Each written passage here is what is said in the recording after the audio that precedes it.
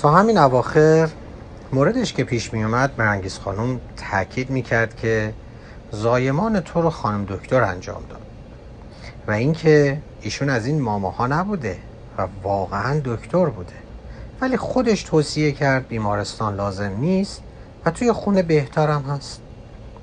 خودم یه تصویر مبهمی در یاد دارم که بعدها یه روز خانومی رو توی خیابون دیدیم و مامان گفت ایشون خانم دکتره، همونی که تو رو به دنیا آورد.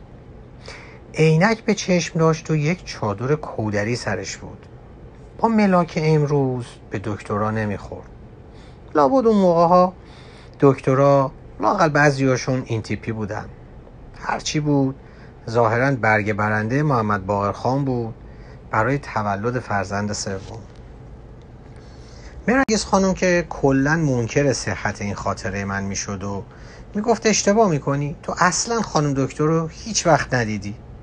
مثل خاطره من از حمام عمومی زنانه. جزئیاتشو نگم. میگفت غیر ممکنه، خدا مرگم بده، من اصلا تو رو حمام عمومی نبردم. ولی برده بود، خواب که ندیدم.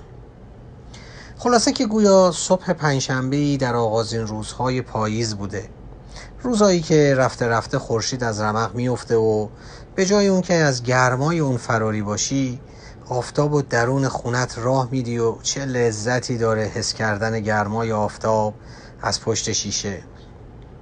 یا شاید بارون می اومده، از اون بارونای سمج، تند، ریز و بدون هیجان زدگی رگبارهای بهاری.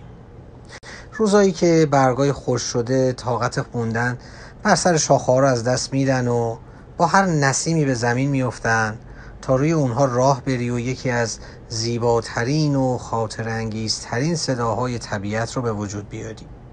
7 مهر ماه 1345، 14 جمادی الثانی و 29 سپتامبر در محله یوسف آباد تهران و در خونه اجاره‌ای که به نام مالک اونجا رو خونه صمدی می نامیدیم.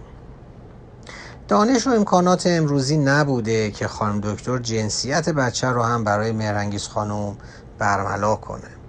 نمیدونم تشخیص کبرا خانم و همسایه دست چپی و مادر شوهر کوکب خانم چی بوده، ولی قطعاً هیجانش خیلی بیشتر از الان بوده.